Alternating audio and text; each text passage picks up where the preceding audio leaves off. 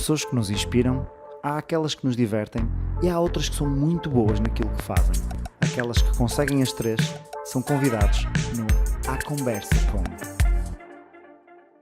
Então, muito bem-vindos a mais um À Conversa Com, o único podcast que tem vários erros ortográficos no seu título só para fazer com a menção que é de propósito. Se bem que o À Conversa não é propriamente um erro, é uma escolha do autor, porque de facto aqui vai haver conversa, vamos conversar. E nesta edição, neste número 10, eu decidi, obviamente, trazer aqui um comediante. E pensei, o primeiro comediante a aparecer no À Conversa Com tem que ser o melhor comediante em Portugal. E o Ricardo Araújo Pereira não respondeu às minhas mensagens. Principalmente porque eu não tenho o número dele para lhes enviar as mensagens. Então disse, não é o primeiro, mas vai ser o segundo melhor comediante em Portugal. Não estava disponível. Tinha uma coisa marcada hoje, e então fui descendo na lista até encontrar o Pedro Neves. Pedro Neves, lá para baixo de 50 estava o Pedro Neves. E o Pedro Neves é o melhor comediante com um defeito na fala que eu conheço, de longe. Aliás, nós os dois, nós somos, este podcast é o paralímpico dos podcasts, porque mostrar aqui um tipo com defeito na fala, não é? Quase dava um início de uma anedota. Mostrava aqui um tipo de espinha de massa, entram num bar e quem vai preso é o Gago. É o Gago.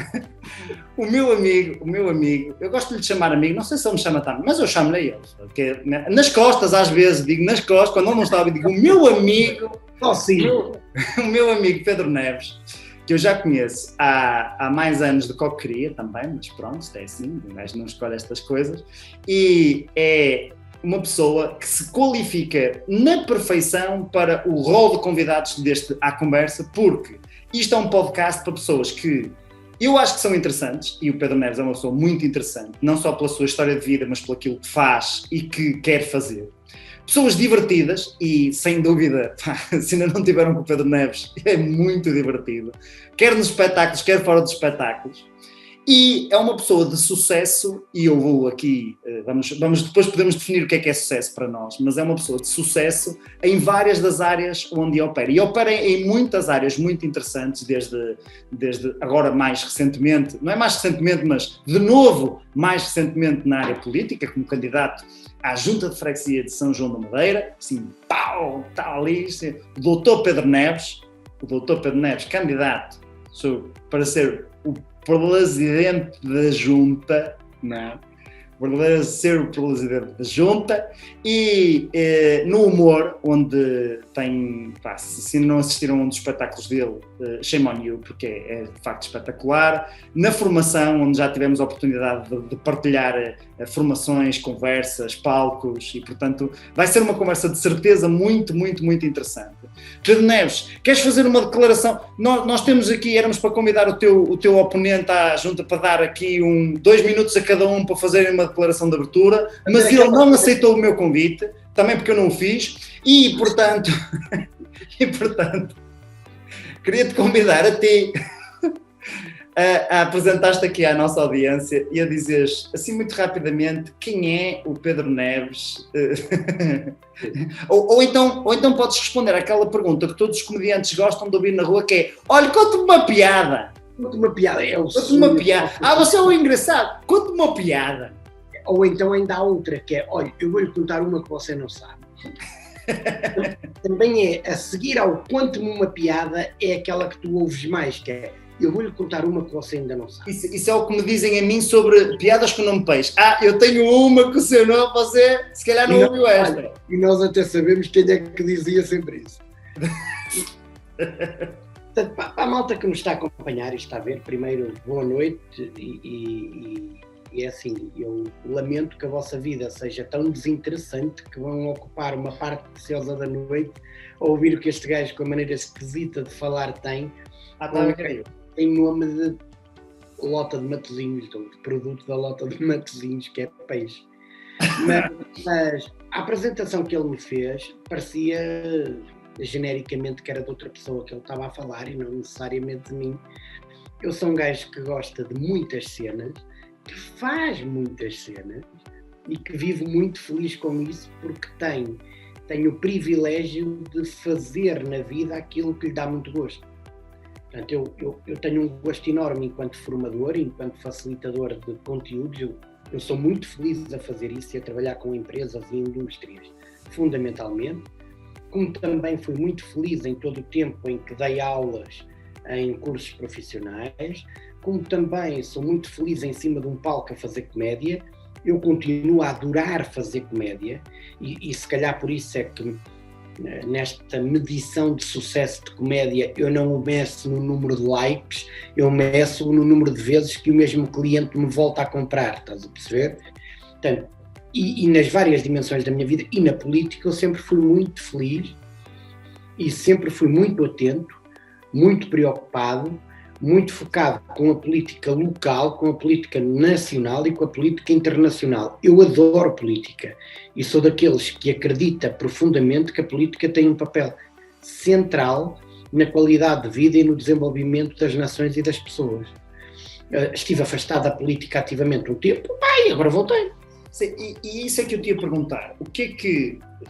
Eu percebo e partilho do teu gosto, aliás, como tu sabes, eu partilho do teu gosto pela política enquanto atividade nobre que de facto tem um impacto tremendo na nossa vida, na minha, dos meus filhos, da minha comunidade, na das pessoas que me rodeiam, e portanto é uma atividade que eu acredito que tem tanto de nobre como de desrespeitada, quer pelas pessoas que a veem, quer pelas pessoas muitas vezes que as praticam também.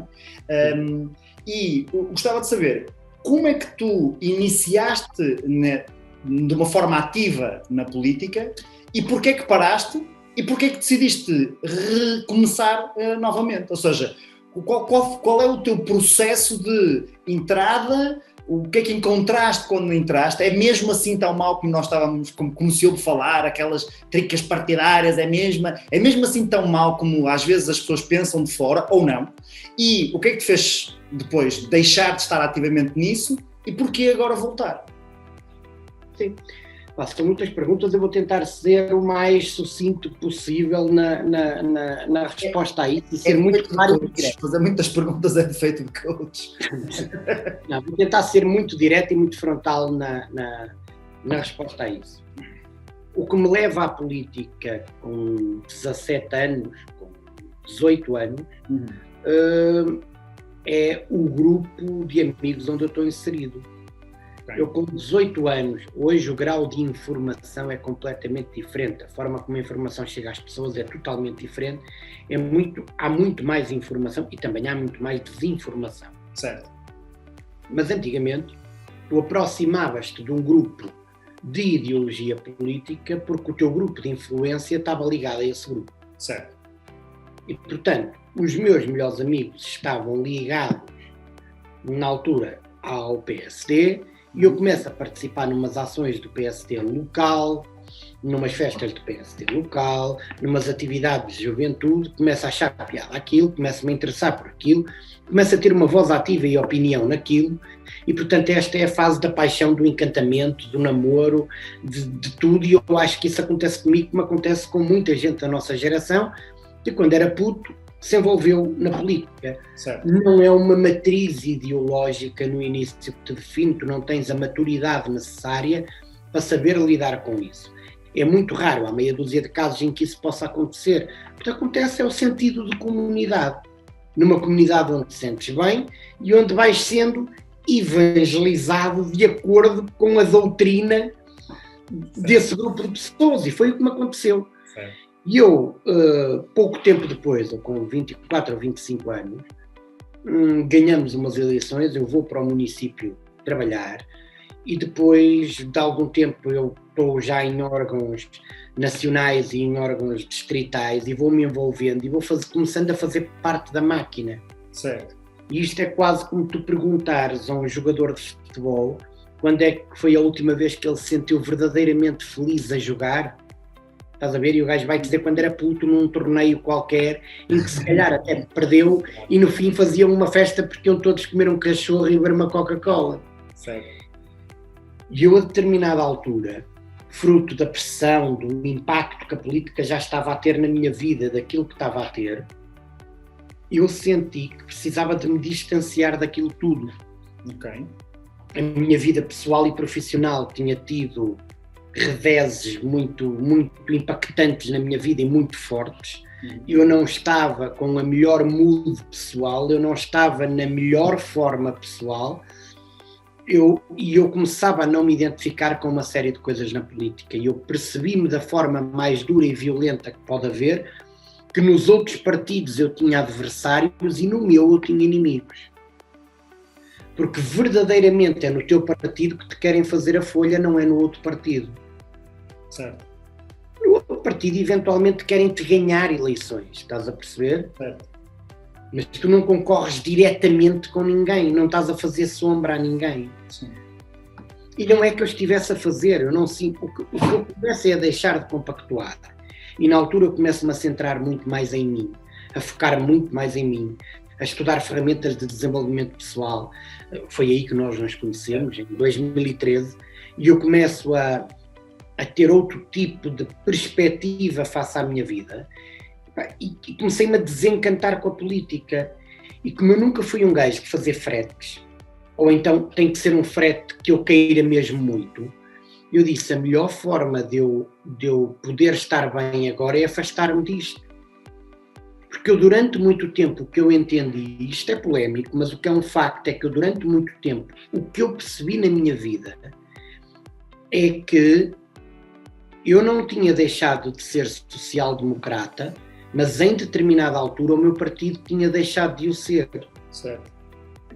Percebe isto? Eu acho, genuinamente, que ao nível local, independentemente do cenário que esteja a acontecer, a minha matriz ideológica, que tem fundamento, que faz sentido, muito sentido para mim, pode ser colocada ao serviço das pessoas. E, portanto, o que me fez trazer à política agora foi, eu fiz aquele meu período de nojo, eu fiz o período de luto, eu afastei-me daquilo que me andava a infectar durante o tempo todo, tive tempo para ganhar mundo, para ganhar conhecimento, para me centrar, para ficar bem melhor, estás a perceber? Uhum. E surgiu uma oportunidade agora que vai dentro daquilo que eu defendo na política local e que me agrada verdadeiramente na política local. Mas sentes então que a matriz do partido está mais próxima da tua matriz ou... A minha pergunta é, a tua matriz ideológica podia servir a Junta de Freguesia de São João da Madeira como independente, certo? Ou seja, se tu te candidatasses como independente, o presidente que iam ter era na mesma o Pedro Neves, não era outro. Então, porquê o PSD? Sentes que houve mais aproximação da matriz do PSD em São João da Madeira? Obviamente, estamos aqui a falar de política local. Tem que ver, porque tu repara, São João da Madeira, neste momento, tem uma candidatura que é suportada por 3 partidos. Certo. Ok? Portanto, esta flexibilidade que existe ao nível partidário manifestou-se de forma muito evidente. O cabeça de lista à Câmara Municipal de São João da Madeira desta coligação PSD, CDS-PP e Iniciativa Liberal, Certo. o cabeça de lista é do CDS, não é do PSD. Ok? E integra uma coligação. Por acaso, o candidato à Assembleia de Freguesia, que há de ser o presidente de Junta de Freguesia, é do PSD, militante do PSD, e funciona. Portanto, o partido, a determinada altura, a nível local, percebeu que a flexibilidade é fundamental para colocar em prática aquilo que é a sua ideologia e a marca que durante algum tempo deixou durante a cidade, e que foi uma marca muito positiva. Certo. Deixou de estar fechada em si e abriu-se. Esta abertura que acontece à população, esta abertura e esta necessidade de se ligar a mais pessoas, há de trazer resultados substancialmente diferentes. Eu acredito nisso e por isso é que eu estive disponível. Bom. Só para dar nota aqui que eu estou aqui com o meu telemóvel ao lado porque temos aqui no grupo, na página, as pessoas podem colocar alguma questão, fazer algum comentário e se não for demasiado parvo eu até sou capaz de o ler aqui para nós, se for mesmo muito parvo, aí leio de certeza. Não, é só para termos aqui noção de que podem intervir, quem nos estiver a ver pode ter aqui a oportunidade de, se quiser fazer aqui alguma pergunta ou intervir aqui. Passando aqui só muito levemente da política local para a política nacional, nós estamos, pelo menos para quem olha de fora, ou quase de fora para a política nacional, parece muito difícil nós vemos um partido diferente do PS ou com uma qualquer coligação com o PS em algum tipo de posição de governo durante os próximos tempos, não é? Pelo menos o que as sondagens nos indicam é que continuam quase na maioria absoluta e os partidos supostamente de direita todos juntos ainda não conseguiam fazer isso. Porquê é que tu achas que isso acontece? Há um desencanto das pessoas com as ideias, vamos chamar de direita na sua generalidade, apesar de a Iniciativa Liberal não se identificar com esta direita, por assim dizer, mas o que é? A malta está mesmo assim tão contente com o PS? Fazem só sondagens a reformados e malta que trabalha para o Estado? Qual é a tua ideia sobre isto? Essa é uma pergunta muito interessante e eu não sei se vou conseguir responder isso de forma curta, mas vou tentar. A malta está farta de políticos. O que acontece verdadeiramente é que está farta de políticos. Certo. Porque sente, se o foco dos políticos a nível nacional estiverem fazer mal e prejudicar, eles estão a fazer a cena muito bem feita. Concordo. Mas isso não deveria fazer com que as pessoas quisessem alterar o que está e não manter o que está? Agora, a pergunta. Disse, isso não deveria querer fazer com que as pessoas alterassem o que está e não mantivessem o que está? Em parte, porque na realidade é que os partidos são fechados sobre si e as candidaturas e os rostos que aparecem para a Assembleia da República em pouco ou nada mudam. Os players principais da política nacional estão agarrados ao poder e não saem. António Costa é primeiro-ministro, mas já foi ministro, já foi deputado, já foi presidente de Câmara. Portanto, os rostos não mudam. Certo. Portanto, se isto não muda, se tu não abres caminho para a mudança, tu voltas a ter o tipo de resultado que estavas a ter. Isto é claro como água. E depois como é que tu compreendes? Como é que tu queres que as pessoas vão votar? Porque o que está aqui em causa não é um Partido Socialista estar a fazer tudo bem ou tudo mal. O que está em causa é que cada vez há mais pessoas a não saírem de casa para ir votar. Certo. E não parece haver muito interesse em que isso deixe de ser assim. Não há nenhum. Não é? Não parece haver muito interesse. Não há nenhum. A minha posição é altamente polémica, eu defendo isto há 20 anos. Sim. O voto em branco devia corresponder a uma cadeira em branco. Não sei se uma cadeira em branco, mas pelo menos mas devia ser mais falado. Aquilo que se fala não. E não se fala dos votos em branco. Mais polémico, chama-lhe o que tu quiseres, estou-me a borrifar. A minha opinião esta é uma opinião pessoal. Certo. Não é vinculativa a nenhum partido, a nada, é pessoal. Certo. Se o voto em branco correspondesse a cadeira vazia, e isto é tudo pelo método D'Hondt, portanto, tu ias depois, era transversal a todas as bancadas partidárias, não é? Se calhar a malta começava a ter um bocadinho mais de cuidado com aquilo que anda a fazer no Parlamento. Não, mas como é que se consegue modificar?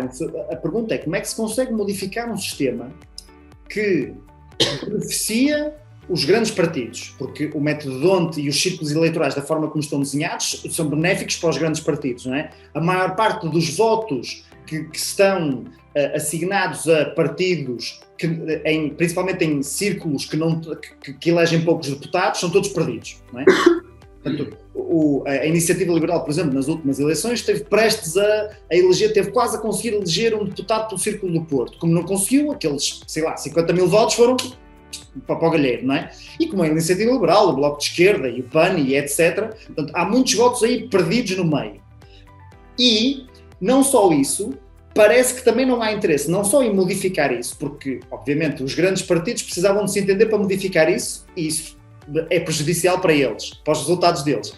E fazer com que mais pessoas votem também parece ser prejudicial para os interesses deles, não é? Porque quanto menos votam, parece que só votam aqueles que já iam votar neles, e já. Como é que se altera um sistema que parece corrompido a partir de dentro? Sim, trabalhando precisamente das questões micro para as questões macro. É com o poder local. É com o poder local. Tu tens que mudar o poder local, tu tens que mudar os players do poder local, tu tens que trazer malta de novas gerações, tens que ter um equilíbrio entre pessoas que tenham muitos anos de experiência de política local, mas com muita malta nova. Tu tens que trazer para a política gente da sociedade civil que tenha experiência profissional, que saiba o valor de um salário, porque o que acontece na política nacional é que poucos dos intervenientes já tiveram empresas, já trabalharam nas empresas, já tiveram que pagar salários, já tiveram que pagar TSU, já tiveram que pagar IVA, já tiveram que pagar IRC, já tiveram que pagar uma série de coisas. Nunca tiveram. Foram parlamentares. A vida deles foi ser parlamentar. Certo. Essa especialização não resultou em grande coisa. Não, o que eu digo é, nas freguesias, sim, porque que há uma matriz, há uma frase quase comum nas freguesias do país, que aqui não interessa o partido, o que interessa é a pessoa. Porque tu identificas, dentro das freguesias do nosso país, aquela pessoa que tem mais relevância numa área para depois concorrer e para poder fazer, para poder estar, porque toda a gente o conhece, toda a gente confia nele ou na família dele. Então, o que tu tens que fazer é começar no poder, começar a trabalhar primeiro e a quebrar a questão da corrupção no poder local. Porque ela também existe. Okay? Sim, claro.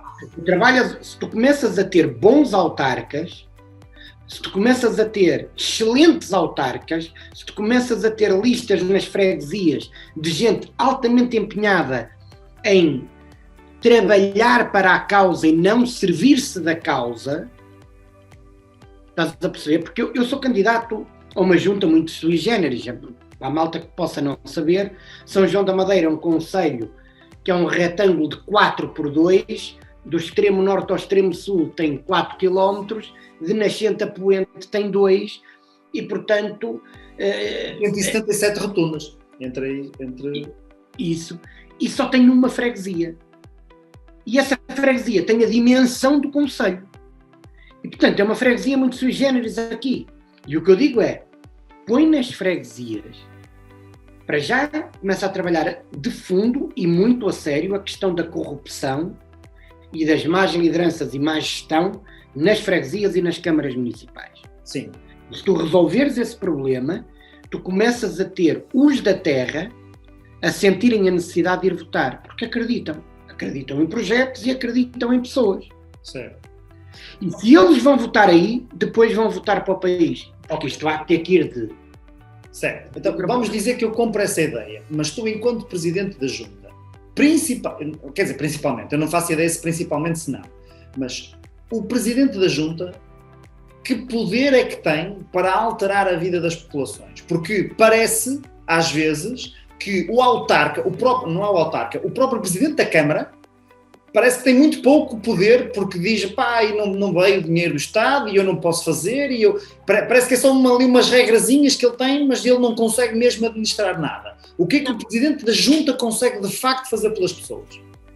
O Presidente de Junta tem que ter essencialmente duas coisas, e agora não te posso falar de uma junta como a de São João da Madeira, que é sui generis, mas ok. Uma junta genericamente. O Presidente de Junta tem que ter uma coisa que é fundamental para mim. Eu na minha vida só ambicionei 2 cargos políticos, eu já disse isso em 2010. Eu em 2010 fui participante da Cimeira da NATO em Lisboa. Na altura fizeram uma entrevista e perguntaram-me se eu tinha ambições políticas. Eu disse, eu tenho uma que já vou tarde, porque eu já tenho mais de 30 anos e portanto eu adorava ser diplomata, porque eu acho que a diplomacia ao nível económico e ao nível das grandes organizações e da ligação entre Estados funciona, mas funciona bola, zero com as comunidades. Um embaixador não sabe estar com uma comunidade. Eles sabem ser filé mignon, não sabem ser porco no espeto. Não conseguem chegar às comunidades e ser próximos deles. Portanto, eu tinha uma ambição que como é de carreira, de facto, eu já tinha passado a idade e não dava para eu concorrer ou para estudar ou para me submeter a isso, e disse, a única coisa que me daria gosto, eventualmente, seria ser presidente da Junta de Freguesia de São João da Madeira. Porquê? Por causa do papel de proximidade com as pessoas. Se tu me perguntas o que é que eu gosto, e tu conheces-me há muitos anos, aquilo que eu gosto é de pessoas.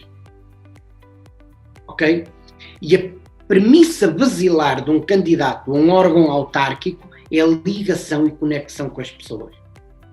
As pessoas têm que sentir que se podem dirigir sem problemas a um presidente de junta ou a um presidente de câmara e que são ouvidas. Ok. E há uma equipa preparada para responder. O que tu encontras nas outras freguesias que não são João da Madeira é que são as freguesias que têm um peso muito grande para eleger o presidente de câmara.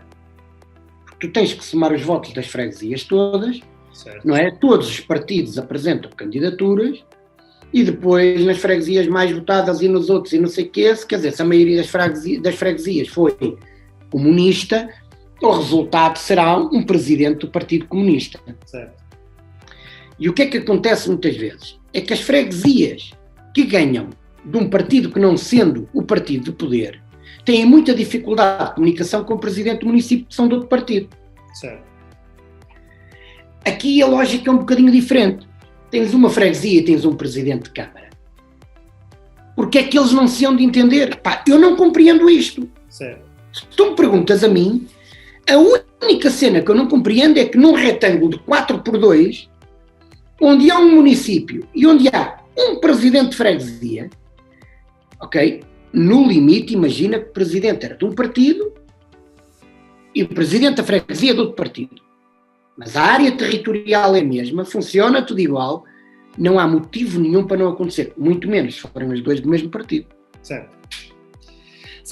A minha questão tem a ver com quais são os poderes, ou seja, que é importante, primeiro tu gostas das pessoas, óbvio, que valorizas a proximidade com as pessoas, óbvio, mas quais são os teus poderes efetivos enquanto Presidente da Junta para resolver os problemas que as pessoas te vão ouvir? Ou tu vais servir uma espécie como um provedor que depois vai à Câmara representar esses interesses legítimos? Não, as coisas estão à partida muito bem divididas, ok? De facto, em São João da Madeira não há, por exemplo, a gestão dos cemitérios está com o município. Certo. Ok? Quando tu sabes que muitas das freguesias têm a seu cargo a gestão de cemitérios. Portanto, isto é um dos exemplos. Agora, o que pode haver aqui, pode haver e é fundamental que aconteça. Sim. O que pode haver e é fundamental que aconteça é uma delegação de competências. Certo. Acompanhada de verbas. Ok. Portanto, um presidente de Câmara tem que estar centrado nas questões fundamentais de desenvolvimento da cidade, desenvolvimento do concelho, ao nível da inovação, ao nível da tecnologia, da ação social, da saúde, da educação, da cultura, mas depois tem que contar com as freguesias para as pequenas coisas. Okay. E tem que fazer essa delegação de competências, não só do ponto de vista administrativo e executivo, mas fazendo acompanhar isso das respectivas verbas para que isso possa acontecer. Senão as freguesias vão estar sempre limitadas. Certo, se não há verbas também não há competência, não é? Quer dizer... Isso é muito. Sim. Olha, e então, nesta perspectiva, candidataste agora a Presidente da Junta de Freguesia porque o teu concorrente é um pulha, um safardana, um pelintra, um sacana da pior espécie, certo? Não, e é meu amigo há mais tempo que tu. Não, e é meu amigo há muito mais tempo que tu. Olha, tenho pena dele. Já estou com pena dele. Não. Ouve, vou-te dizer uma coisa. Sim. Fico muito, muito contente mesmo por ter como principal adversário, não tirando de mérito nenhum. Repara uma coisa, sempre que é apresentado um candidato à Assembleia de Freguesia nestas eleições, eu faço questão de enviar uma mensagem, ponto 1, pela coragem, ponto 2, pela disponibilidade e ponto 3, porque até agora só tenho visto boas pessoas. Certo. Esta é a questão. Eu só tenho visto boas pessoas. Os candidatos à Assembleia de Freguesia só tenho a dizer bem de todos eles. E o Rodolfo é meu amigo. Olha, vou-te dizer, tu sabes que eu ando num processo de recuperação pós-Covid, de recuperação física. Portanto, a mulher do meu adversário é a minha PT. Também acredito que há aí um complô montado. Não haverá uma certa sabotagem. Para que eu em setembro só possa fazer campanha de cadeira de rodas. Não é? De repente vais chegar a setembro e dizer assim, pá, sinto-me cansado, parece que não consigo ir a lado nenhum. Eu ainda não estive com o Rodolfo Andrade, que é o meu adversário, que é o candidato pelo Partido Socialista. Ainda não estivemos presencialmente os dois, depois do anúncio das duas candidaturas. Já trocamos mensagens. Eu gosto mesmo muito do Rodolfo. Eu acho que o Rodolfo é um belíssimo quadro do Partido Socialista local. Temos formas de estar a forma de estar na política é muito semelhante, a forma de intervenção é muito diferente, de trabalho e de ação política, estás a perceber? Nós somos muito diferentes na forma e na atuação política. Eu acredito que o Rodolfo há de ter um projeto para a freguesia de São João da Madeira e eu tenho o meu. Se tu me perguntas onde é que eu acho que há diferença de mim para o Rodolfo, é na abrangência relativa à população e na flexibilidade comportamental. Eu sou mais flexível do que o Rodolfo. De resto, é meu amigo, vai continuar a ser meu amigo e isto é um sinal de esperança que volta àquela questão que tu colocavas atrás. Certo. Quando tu colocavas aquela tónica de que porque é que as pessoas não se aproximam mais da política e não querem ir votar, é porque não acontece isto, que é eu neste momento devia estar a dizer cobras e lagartos daquilo que é a oposição, mas eu jamais o farei porque o gajo é meu amigo. Certo. E é um amigo que eu prezo, que eu estimo e a quem reconheço valor. Se eu acho que ele fará melhor o papel do que eu, acredito piamente que não. Se eu acho que ele terá a possibilidade de fazer tão diferente como eu e tão criativo como eu acredito que não. Mas tem uma belíssima índole, é de uma família que eu adoro e que eu respeito e é um amigo que eu prezo e estimo muito, e vou estar com ele. E é isto que faz falta à política, as pessoas que assumam estas merdas de uma vez por todas e que estejam bem com isso. Estás a perceber? Eu acho que há aqui, em jeito de encerramento deste tema da política, porque o nosso número de visualizações está a baixar a cada minuto que isto passa. Mas em jeito de encerramento, eu costumo dar muitas vezes este exemplo quando nós estamos em formação, e com certeza já me ouviste a falar disso, não é? Que parece, aquilo que nós vemos no Parlamento são pessoas que não se querem entender, não é? Porque quando eles falam, aquilo que nós vemos, não é? Aquilo que depois se passa, eles entendem-se e partilham e muitos deles são amigos, etc. Mas aquilo que nós vemos parece que todas as pessoas começam a sua frase dizendo assim: o Soutor é um idiota, agora deixa-me dizer-lhe aquilo que vai funcionar, porque isso é uma generada que você está aí para dizer. E, portanto, e depois no final perguntam, mas porquê é que não concorda comigo, não é? Que parece que o discurso está mesmo feito para que não haja entendimento. Porque qualquer pessoa com dois dedos eu nem digo de comunicação, dois dedos de testa, dizer assim, qual é que será a melhor forma de eu convencer outras pessoas? É insultando-os e dizendo que eles são uns nabos para começar? Deixa-me lá experimentar outra forma. Mas não é isso que nós vemos, não é? Portanto, parece que lá eles não se querem entender. Portanto, é muito refrescante ver pessoas que dizem assim, não, este tipo também é muito porreiro e, independentemente do que aconteça, acho que é uma pessoa porreira, e eu acho que faria diferente para melhor, obviamente. Senão não estás a candidatar. Eu vou ganhar.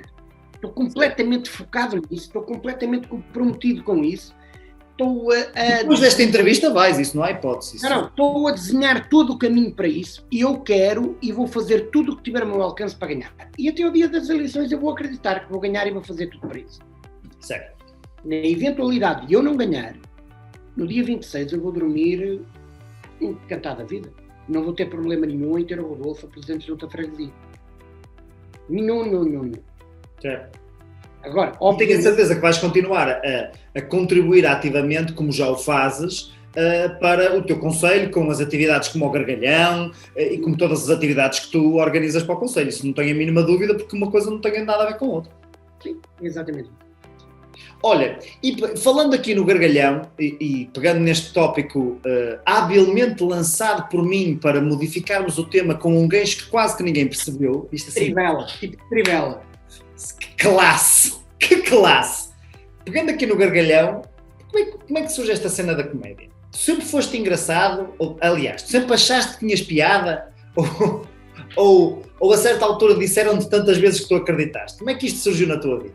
Estudar, foste à escola do humor, tiraste lá um curso de humor, de humorista, e disseste assim, agora o que é que dá? É picheleiro comediante, não é? Exatamente, não, nada disso. Aliás, essa foi uma das coisas. A determinada altura eu pesei na minha vida se queria ter aquilo. Nós falamos tantas vezes esta cena de informação que é o empreguinho, estás a ver? Se eu queria continuar na Câmara e ser o senhor doutor da Câmara e lidar com as associações da cidade e com coisas, ou se queria ir à minha vida e fazer outro tipo de coisas. E eu abdiquei de muito para que isso acontecesse.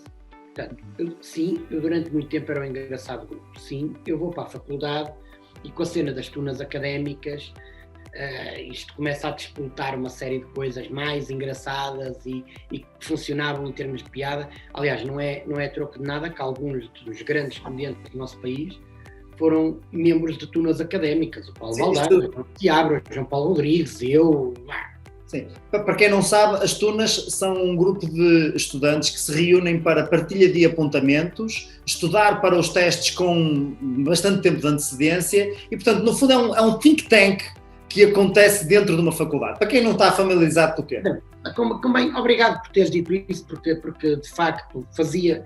Esta chega foi uma boa. É que a malta às vezes pensa que são um grupo de bêbados que não sabem tocar, mas tocam na mesma, mas não são. Não. Agora são porque eu fiz parte da tuna, não sabia tocar e não tocava. Toma.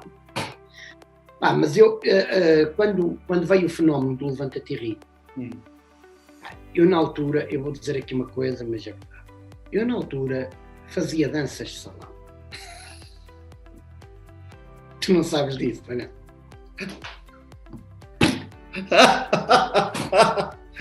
Estou-te a imaginar com aquela calcinha justa, aquele sapatinho assim polidinho mesmo. Que calaço! Eu fazia danças de salão 2 vezes por semana. E o meu professor de danças de salão, que é polícia, isto é tudo bom. Um dia diz-me, vou-te levar a um sítio no Porto que tem umas noites de anedotas incríveis. E leva-me ao Púcaros, a Miragaia, à Ribeira. E eu vou, aquilo abarrotado de gente. Sim. E eu achei estranho ter um banco para me sentar. Achei estranho, mas pensei, será que sabem que eu sou o doutor da Câmara? O doutor para o doutor Pedro Neves. E tenho um banco para eu me sentar. E o que é certo é que à meia da noite estava o Paulo Baldaia, que tu conheces muito bem, um amigo que nós temos, e eu sou chamado para fazer uma das minhas versões à guitarra e contar uma anedota. E aquela cena transformou a minha vida. E, portanto, desde maio de 2002 que eu nunca mais parei de fazer comédia na minha vida, independentemente das outras coisas que eu possa estar a fazer.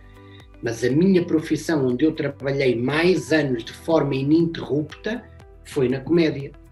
E, portanto, foi assim que esta cena surgiu toda. Que maravilha. Olha, o nosso amigo em comum, Pedro Martins, diz-nos aqui no Facebook, danças de salão, acho que me vomitei um pouquinho. Só queria partilhar contigo este comentário bastante parvo. Eu só queria dizer que, para as pessoas lá em casa, eu não tenho Pedro Martins no meu telemóvel, eu tenho Pequeno Calhorda. Pequeno Calhorda, exatamente. Eu normalmente é Esquilinho que lhe trato. Esquilinho.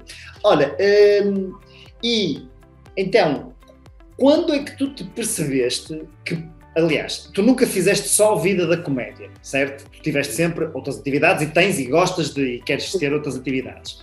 E eu conheço outro, como tu referiste aí, o Baldaia, por exemplo, que também tem, além da comédia, também tem outras atividades. É possível ser-se só humorista em Portugal, a não ser, ou seja, tirando aqueles tipos, não é? Tirando os Ricardo Araújo Pereira, os Gatos Fedorentos, os Fernandes, os Rochas desta vida, é possível viver-se da comédia, o resto da malta, fazendo espetáculos em bares? É possível fazer isso ou, opá, tem sempre que ser um side gig, não é? Tem que sempre ser uma cena que nós fazemos outra coisa e também fazemos uma comédia? É possível viver só da comédia em Portugal. Ok? Isto depende da forma como tu chegas. Depende de quanto dinheiro precisas para viver, não é? Também é. Não, e nem é por aí. É mais. É aquela história de. Quando eu digo que tive esta discussão com o Fernando Rocha de forma dura e intensa, como todas as discussões que se possam ter com o Fernando Rocha. Rocha é um gajo muito intenso, mas muito verdadeiro e muito frontal. E o Rocha dizia: ai, só tens 9.000 seguidores no Instagram. Um gajo como tu, com 19 anos de carreira, 9.000, são uma vergonha, tu devias estar com 40.000, um gajo com a tua qualidade. Como é que tu medes o teu sucesso? Como é que tu medes o teu sucesso? E eu mais uma vez lhe disse: o número de vezes que o mesmo cliente me volta a contratar. A questão é que quem me compra sabe exatamente o que está a comprar em termos de comédia e mais, sabe que está a funcionar para aquele que é o seu público. E no fim ficamos todos com a sensação de que a queca foi bem dada, porque nós estamos num formato em que a casa ganhou o suficiente para me pagar e incutiu no público vontade de ter mais daquilo para o futuro. Certo. E o mais daquilo não significa que seja sempre comigo. Certo. Eu nos últimos anos recuso-me a ir mais de 2 vezes por ano à mesma casa. E eu podia estar a ganhar muito mais dinheiro. Eu não vou porque eu não crio, não consigo estar a criar permanentemente coisas novas e eu tenho que dar aqui espaço suficiente para que o público apanhe aquilo que eu tenho de melhor e a novidade que eu tenho para apresentar. Certo. E portanto, se tu fizeres isto e fizeres isto muito bem, sim, tu podes viver da comédia em Portugal porque tu ganhas num espetáculo o que uma pessoa ganha a trabalhar 3 semanas ou 1 mês. Certo. Mas estamos a falar em espetáculos em bares, não estamos a falar de casinos, de teatros, não estamos a falar de grandes espetáculos, estamos a falar de vais ao Púcaros e depois vais a Braga ao não sei quê, vais ao Arde não sei o que mais ali, ou seja, isto tem pequeninos espetáculos, não é? Pequeninos, às vezes são para 200 pessoas, se calhar, dependendo do tamanho do bar, mas espetáculos, com pequeninos espetáculos, tu consegues tirar muito mais rendimento do que se tiveres como quadro superior numa empresa neste momento. Sim, mas também em Portugal. Se for bom e te reconhecerem o talento. Certo. E como é que tu chegaste a ser bom? Tu sentes que houve uma grande evolução daquele tipo que fazia umas versões de música e contava umas anedotas para o Pedro Neves agora? O maior desafio foi encontrares eu ia encontrar um registro que a malta diga: aquilo é Pedro Neves. Okay. Eu volto mais uma vez ao exemplo de Fernando Rocha. Tu ouves Fernando Rocha, não há dúvidas, pois não? Certo. É Rocha. E tu não encontras... Não, queira-se ou não, é Rocha. É Rocha. E tu não encontras no país ninguém tão bom como ele a fazer aquilo. Certo. Certíssimo. É Rocha. 5 estrelas. Tu ouves Ricardo Araújo Pereira. É Ricardo Araújo Pereira. Certo. Goste ou não encontras ninguém no país a fazer aquele registro. Bruno Nogueira. Goste ou não há ninguém a fazer aquele registro. Certo. Portanto, eles encontraram o que é comum a todos eles, é uma identidade. Sim. É uma identidade muito própria, que não tem a ver com reflexo, impacto, dimensão, escala. Tem a ver com identidade. Identidade deles, claro. E aquilo que eu demorei muito tempo a ter foi uma identidade. Eu demorei 8, 9 anos até criar uma identidade que se dissesse: aquela cena é Pedro Neves. Estás a perceber? Certo. Foi o meu grande desafio foi fazer um espetáculo numa noite em que tens 4 comediantes e não digam: olha, parecia o Rocha. Olha aquele a tentar ser o João Seabra. Olha aquele a tentar fazer personagens como o Miguel Sete Taças. Olha aquele a tentar ser ator como o Oscar Branco. Olha aquele a tentar cantar como o Francisco Menezes. Olha aquele a tentar... Percebes? Certo. Não, tens esta cena que sou eu. E então onde é que foi o meu registro? Foi numa base muito grande de entertainment. Eu, mais do que comediante, eu sou um entertainer em palco. Certo. Ok? E depois eu fiz-me acompanhar de belíssimos músicos que me permitem ter liberdade para eu usar de um humor muito físico, eu tenho um humor muito físico, certo. E poder utilizar isso em benefício do meu espetáculo. E de escolher temas intemporais e fazer versões que têm uma história. Então o sucesso do meu espetáculo não é por ter versões, não é por ser musical, é porque eu conto a história toda que tu has de ouvir na música previamente ao público. E portanto, o meu sucesso surge da maturidade, ao fim de 8 ou 9 anos de palco, de correr o país todo, de atuar desde numa carrinha de caixa aberta a grandes palcos, mas foram 8 anos a levar ali no corpo. No e a carrinha de caixa aberta foi agora durante o Covid. Claro, que era por causa do vírus não se espalhar. Portanto, foram 8 ou 9 anos para começar a encontrar um registro, 4 ou 5 anos para ganhar notoriedade dentro desse registro, e hoje, independentemente dos seguidores ou das visualizações ou whatever que tu possas pensar, certo. A malta que percebe de comédia e que consome comédia reconhece-me valor no género de comédia que eu faço. Certo. Pedro, e tu tiveste espetáculos daqueles em que tu contas uma piada e as pessoas fazem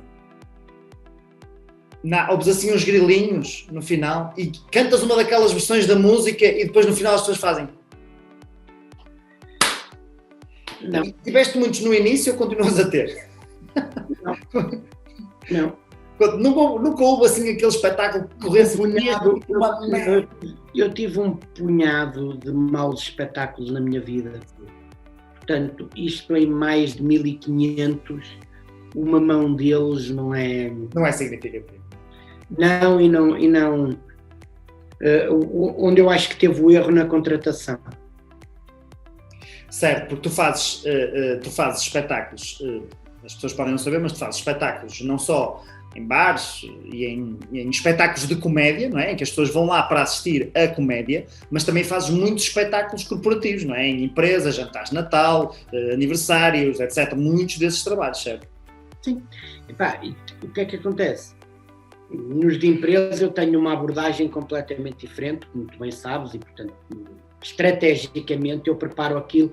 Eu quando vou a um bar, eu não faço um briefing relativamente ao bar.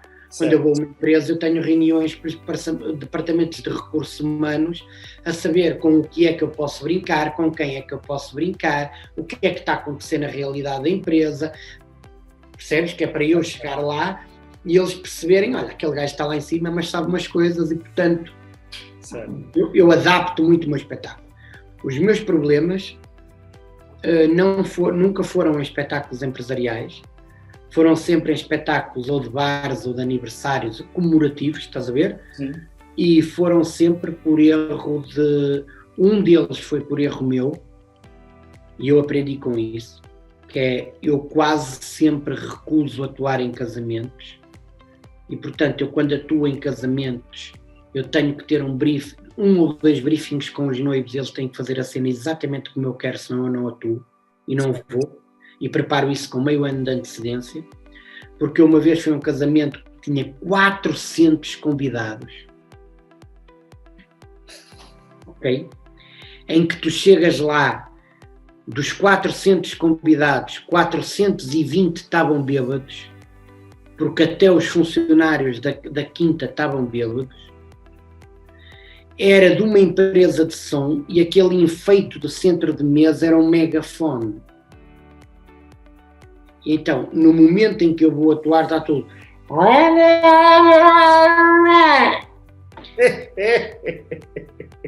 E eu aí disse, a culpa não é deles, Não é? a culpa é minha que me sujeitei a isto. Estás a perceber? E, portanto, a questão às vezes é as pessoas não procurarem bem, não estudarem bem aquilo que estão a comprar. Certo. Tu não vais querer, porque tu queres comprar um Fernando Rocha para a tua empresa e tu depois vais dizer, não diga palavrões. Não contrates o Rocha, contrata outro qualquer. Claro. Faz trabalho de casa e vê quem é que tu compra. Portanto, no meu caso, os poucos espetáculos negativos que eu tive foram por erro de casting. Quem foram as tuas referências na comédia? Ou quem foram e quem continuam a ser as tuas referências enquanto comediante?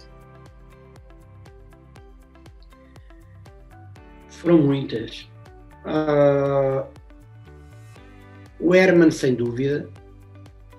Sim, o Herman é uma referência para toda a gente. O Herman, sem dúvida. Com o país. Durante uns anos foi a referência do país. Para quem tem a nossa idade, ter crescido a ver aquele Herman de década de 80, 90, com tudo que era feito,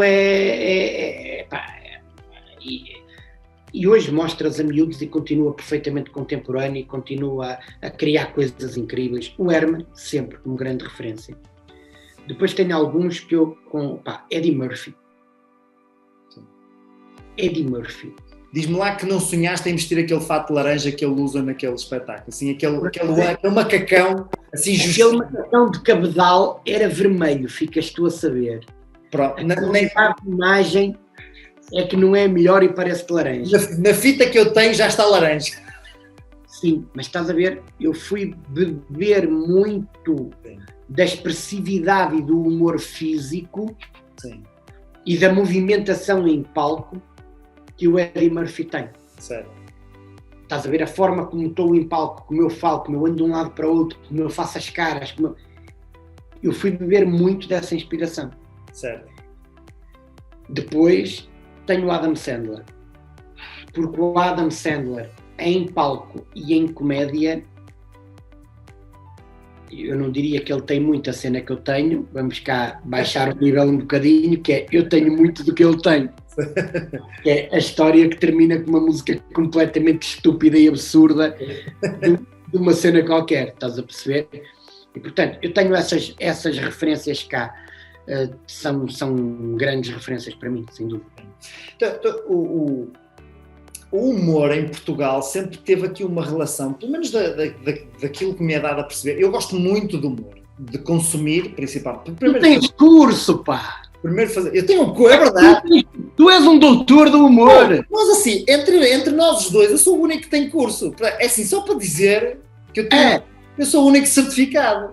Tu és um humorista certificado. Diploma, curso de comediante, pá! A verdade é que esses bares andam para aí a contratar comediantes não certificados que não têm o EFA Pro e eu já tirei o meu nível 4 e a mim ninguém me dá valor, mas pronto, eu gosto muito de humor e em Portugal o grande programa de mostra de humoristas foi o Levanta-te e Ri, isso não há a mínima dúvida, certo? Foi o programa e o Piso em Pé nos últimos anos. Certo, e o Piso em Pé nos últimos anos, mas o Levanta-te e Ri foi um completo disruptivo daquilo que existia na altura e daquilo que havia na altura. Com a cena toda. Sim. E já muito antes disso, os Estados Unidos têm uma cultura de humor, uma cultura de stand-up comedy que é diferente daquilo que se faz em Portugal. Eu vejo poucos comediantes em Portugal a terem um estilo de stand-up comedy. Por exemplo, tu fazes uma coisa diferente de stand-up comedy, o Rocha faz uma coisa bastante diferente de stand-up comedy. Mas se calhar os miúdos novos agora, que os Pedros Teixeira da Mota, que são capazes de ter assim, se calhar o Salvador, Martinha, se calhar um estilo mais próximo deste tipo de stand-up comedies, mas no Netflix tu vês aquilo pejado de especiais de comédia e são muito poucos os especiais de comédia de gajos portugueses e não temos aquela cultura de bar de comédia em que vamos só lá ouvir comediantes, há poucos. Tu vês isso, ou seja, como é que nós consumimos tanta comédia não portuguesa, mas depois temos dificuldade em consumir a portuguesa? Ou sou eu que estou a ouvir isto errado? Eu acho que estás errado. Ok. Por acaso não concordo nada contigo. Foi a entrevista possível com o Pedro Neves, muito obrigado. Não estou nada de acordo contigo. Porque já há cultura de comédia em Portugal. Ok? Portanto, tu tens circuitos de bares no nosso país que conseguem ter uma programação de comédia com a casa esgotada ao longo do ano todo. Vou dar um exemplo muito concreto. Em Penafiel tens um bar que é o Vaticano, que é no parque da cidade de Penafiel e que tem uma programação de luxo dentro da comédia há 3 anos. Mantém isso. Okay. E que funciona. E tinhas em Passos de Feira também, e tiveste em Paredes, e tinhas no Porto, o Poucas Estebanos, e captava e fidelizava públicos permanentemente. Há público de comédia. Se tu me dizes se há mercado para a stand-up americana, tipicamente americana em Portugal, haverá, mas isto é como tudo, é de nichos. Falaste, por exemplo, de alguns exemplos de Pedro Teixeira da Mota, o Boba Martinha, o Carlos Chopin Vilhena. Eu não. Desligaste o teu microfone, mas ia mexer no microfone, pá. Aí o caraças. Estás-me a ouvir? Agora estou a ouvir, já não chego ao defeito na fala, não estragues o microfone, senão não vou. Vou-te falar de Pedro Teixeira da Mota e Carlos Coutinho Vilhena, por exemplo. Altamente conhecidos para as novas gerações. Sim. No YouTube, nas redes sociais. Certo. Esgotam o Coliseu dos Recreios e o Coliseu do Porto 2 vezes por ano. Não aguentavam 40 minutos num bar. Num bar, pô. Qual é a diferença do Coliseu para o bar? Há uma premissa basilar. É mais Eclas? Tu a um Coliseu levas aquele público que é absolutamente fiel. Certo. Que gosta do que tu estás a fazer e nem sempre necessariamente pela comédia. Muitas vezes vais pela dimensão que tem e pelo efeito bola de neve e por uma série de coisas. Ok? Tu levas os teus. Certo. Num bar tens os quesitos. Certo. Num bar tens a representatividade de todos. Eu já tive um desses dos grandes num bar onde eu fazia a curadoria artística para espetáculos de comédia. E quando ele veio para esse bar, foi belissimamente recebido e tratado. Teve um jantar divinal, como não se come em lado quase nenhum em Lisboa, a menos que pagues 2 salários mínimos por pessoa. E essa pessoa vira-se para mim e diz: a grande vantagem de vir para a província é que aqui tratam-nos de forma diferente. E eu ouvi aquilo, pronto, a cena da província, está certo, obrigado. Estás a mexer no microfone outra vez, pá, para de mexer no microfone. Eu não estou a mexer em nada. E o caralho. Está aí o Afonso. E o gajo, veio provar, veio atuar. E o outro comediante, que também era um grande comediante nacional, ia fazer a segunda parte. E, portanto, o que fez a primeira parte, eu teria que fazer 20 minutos para aquecer o público. Como ele teve a discorrer durante todo o jantar sobre a sua genialidade e sobre o número de seguidores que tinha, eu reduzi-me à minha insignificância. E quando cheguei ao bar, naquela noite, em vez de fazer 15 minutos, eu tenho que dar palco a quem é especialista. Eu disse: boa noite, minhas senhoras, convosco. E saí. Essa pessoa tinha que fazer 40 minutos de espetáculo. Essa pessoa tinha que fazer 40 minutos de espetáculo, fez 15. E saiu. E eu subo ao palco e fiz meia hora de preparação e de aquecimento do público para outro artista. E quando saí do palco, ele veio-se travar de razões comigo e disse: eu peço desculpa, mas perante tamanho currículo e tamanha sapiência, eu achei que não devia estragar o trabalho que tu tinhas para apresentar às pessoas. Portanto, a premissa basilar da comédia para mim, meu amigo, da comédia, não é da stand-up, é da comédia, que é aquilo que eu faço, é colocar um sorriso na cara das pessoas. Se eu colocar um sorriso na cara das pessoas, se elas se divertirem e ao fim de 1h30 de espetáculo forem embora para casa melhores do que quando entraram naquela sala, naquele auditório, naquele bar, naquele casamento, naquele evento, cumpri a minha missão. E se calhar por isso é que ando aqui há 19 anos. Olha, e como é que tu geres esta questão do fazer rir, que é, vai haver tópicos que tu achas que fazem rir e outras pessoas acham que não, vai haver tópicos que se calhar não achas que fazem rir e se calhar há outras pessoas que acham super engraçados. Qual é o limite da comédia? Será que existem limites para a comédia ou quais são os teus limites na comédia? É mais isso. É mesmo mais isso. Não gosto de falar. Toda a gente gosta de colocar a cena dos limites da comédia. O limite da comédia é o limite que tu, enquanto comediante, estás disposto a impor, arcando com as consequências daquilo que tu dizes. Esse é que é o limite. Ou seja, o limite da comédia está invariavelmente naquilo que eu vou dizer. Agora, eu quando digo determinada coisa, ponto 1, tenho que estar consciente daquilo que estou a dizer, e ponto 2, tenho que estar disposto a arcar com as consequências daquilo que eu disse.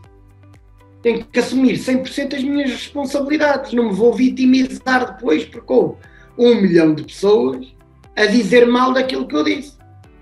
Eu tive liberdade para o dizer. As pessoas têm a liberdade de dizer que não gostam. Certo. Desde que em ambos os casos não se viola o princípio fundamental da segurança e da segurança física e emocional do outro. Certo. Sendo que esta questão da segurança física é fácil de determinar se nós violamos a segurança física do outro. A segurança emocional muitas vezes é a arma utilizada. E aqui em Portugal, no humor, acho que ainda não aconteceu muito. Já aconteceu em algumas coisas culturais, não é? Uma espécie de uma cancel culture de algumas coisas, um fechamento de estátuas e assim uma série dessas coisas. Na comédia, no humor, parece que ainda não aconteceu muito, porque magoaram os meus sentimentos. E, portanto, esta pessoa nunca mais deveria poder fazer nada porque magoou os meus sentimentos. Como é que nós lidamos com isso? Não, tens aqui duas coisas, que é... Repara uma coisa. Se tu dizes a uma pessoa que ela é uma merda, tu estás à espera de receber dessa pessoa e dos que o rodeiam flores. Não. Não está, não. O problema está em que há muita malta que a fazer comédia. Há muita malta que faz comédia não é para provocar gargalhada no outro. É para provocar isto. E essa cena pode ser crítica social, podes chamar o que tu quiseres, naquilo que é o meu léxico, naquilo que é a minha compreensão, isso não é comédia. Se não faz rir... Posso admirar a linha de raciocínio, posso apreciar a estupidez inerente àquilo que disse, posso até não colocar qualquer intenção na pessoa que esteve a dizer aquilo, que é a pessoa disse aquilo só pela estupidez, não para ofender ninguém, mas também compreendo que haja do outro lado pessoas que não entendem isso e que reagem da forma como aquilo entrou dentro delas. Quando tu tens exposição pública e mediática, tu, se não queres ser incomodado, tens que ver o que é que dizes e o que é que escreves. Olha, eu não tenho que dizer grande coisa. E nessa perspectiva, sendo tu, não tendo só exposição pública como humorista, mas tendo também agora, como político ou putativo político no ativo, visto que vais ganhar, souberam aqui primeiro, não é? Nesta entrevista, que vais ganhar, visto que vais ganhar, tens essa exposição pública também, e como é que as ferramentas de desenvolvimento pessoal que tu foste encontrando ao longo do tempo e desenvolvendo ao longo do tempo te ajudaram ou não a lidar com todas estas coisas? Ajudaram imenso porque eu, tendo consciência de uma série de ferramentas, tornei-me uma pessoa mais clara, mais consciente, mais congruente, mais capaz de lidar com as situações que me acontecem, de valorizar aquilo que tem que ser valorizado, de não me preocupar por um segundo com aquilo que eu não controlo, não domino e não faz sentido nenhum para mim, e fazendo de mim uma pessoa que parte muito mais para a ação, porque eu durante muito tempo na minha vida não saía do processo. Eu estava sempre completamente azul, e portanto a partir do momento que eu comecei a dominar outro tipo de energias dominantes e que comecei a aceder a elas quando isso é importante para mim, e quando isso permitiu melhorar a minha comunicação comigo, isso permitiu-me ter resultados diferentes, isso permitiu-me trabalhar e ligar e lidar e comunicar com outras pessoas de forma muito mais eficiente. Tu sentes que tu consegues estar nestas áreas, na política, no humor, na formação, por exemplo, nas empresas, como é que tu consegues navegar sem que haja a confusão entre os papéis? Ou seja, sem que uma empresa olhe e diga assim, este gajo diz umas caralhadas nos espetáculos, se calhar não vamos ter aqui a informação. Ou que as pessoas vejam como política, este gajo está metido ali na formação com aquelas empresas, isto se calhar não é bom. Ou seja, como é que tu consegues criar aqui uma ligação entre as áreas todas que faça sentido, que se mantenha a tua congruência e que faça sentido para quem está a ver? Ponto 1, esse é normalmente um problema que está nos outros e não está em mim. Uhum. O problema do político que não me quer porque eu sou comediante e a comédia não é digna de estar na política, é um problema que diz respeito aos políticos que pensam dessa forma. Ponto número 2, as empresas que normalmente dizem este não é um gajo que me venha facilitar conteúdos ou agregar valor, porque o que ele faz bem é espetáculos e então quando houver uma festa eu convido, é alguém que não se preocupou em perceber o meu histórico e aquilo que eu estou a fazer, e portanto isso é um problema que é mais dessa empresa do que meu. Certo. Ok? O que é que está a acontecer? É que quando confiam, normalmente avaliam. E como tu sabes, na área em que nós trabalhamos, nós não trabalhamos com microempresas nem com setores demasiado tradicionais. Certo. Eu nunca tive uma fábrica de sapatos a contratar-me para trabalhar ferramentas de desenvolvimento pessoal nessa empresa. Nós trabalhamos multinacionais, grandes empresas, que têm uma cultura que nem sempre é a cultura portuguesa, que têm um mindset muito mais vocacionado para os recursos humanos, para a saúde mental e para o equilíbrio emocional da empresa, e essas aí, conhecendo o meu trabalho, avaliam-no de forma extraordinariamente positiva e não têm problema nenhum em recusar. Eu tive uma grande empresa, uma multinacional com sede em Portugal, uma multinacional portuguesa, Sim. que me começa por confiar um trabalho de comédia corporativa, que da comédia corporativa passa para ações formativas com humor e que não teve problema nenhum em fazer uma carta de recomendação. E então, quando alguém levanta essa questão, eu só mostro, ponto 1, diz-me um comediante que tenha sido entrevistado em Hollywood para ABC, NBC, CBS, Fox e para os afiliados, que tenha sido entrevistado enquanto comediante e enquanto trainer que facilita ferramentas de desenvolvimento pessoais. E a partir do momento que eu tenho isso, eu tenho essa evidência, com uma pessoa que, se duvidam dele, bem ou mal, ele teve a capacidade de vender 500 milhões de livros. Certo. Não é? Lá da entrevista que fizeste com o Jack Canfield, certo? Sim. Portanto, quando a malta vê isso e quando a malta começa a perceber que há 3 ou 4 empresas em Portugal que me confiaram determinadas coisas e que não só confiaram, não só avaliaram positivamente, como ainda recomendam, isto é um trabalho lento, é um trabalho gradual, mas as coisas nunca foram fáceis na minha vida. Entre serem fáceis e serem bem feitas, eu prefiro que sejam bem feitas. Quais foram os grandes momentos difíceis e como é que tu os transformaste em aprendizagens? E depois, se foi antes ou depois destas ferramentas de desenvolvimento pessoal? Os momentos mais difíceis da minha vida foram pré-desenvolvimento pessoal. Foram entre janeiro de 2008 e final de 2010, quando a minha vida financeira e economicamente ruiu toda, fruto de uma burla que eu tive, e portanto, e de um negócio que não correu bem, e portanto a minha vida ruiu completamente, e eu tive não só muitas dificuldades que derivaram disso, ou que advieram daí, mas eu não tinha as ferramentas necessárias para lidar comigo e com elas de forma eficaz.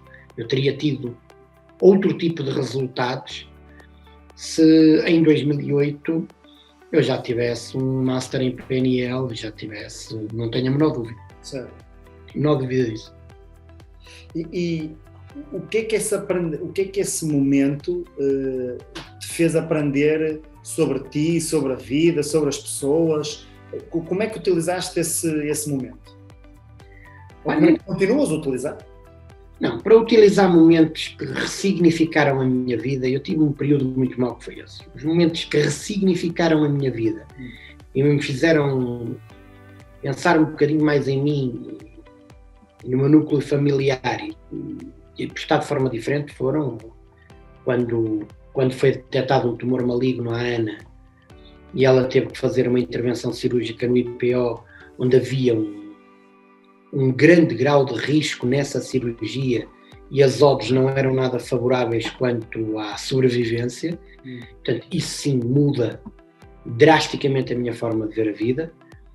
E quando, repara uma coisa, a Ana entra para ser operada no dia 3 de agosto de 2016 e no dia 3 de setembro de 2016 o meu pai entra com tumor maligno na mesma unidade em que a Ana estava.